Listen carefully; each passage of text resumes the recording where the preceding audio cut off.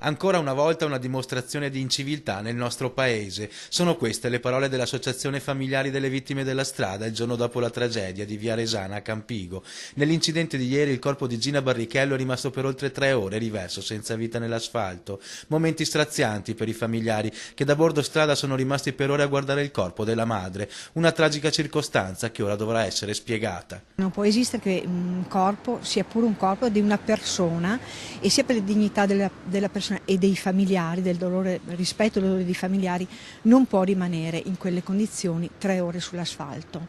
Quindi vorremmo, come abbiamo fatto ancora, un appello veramente ai magistrati o chi di dovere che devono accelerare queste pratiche assolutamente. Una via maledetta avevano tuonato i residenti, un'arteria stradale dove si corre troppo velocemente e ancora manca una pista ciclabile. A Campigo è morto mio figlio proprio perché non c'è la pista ciclabile.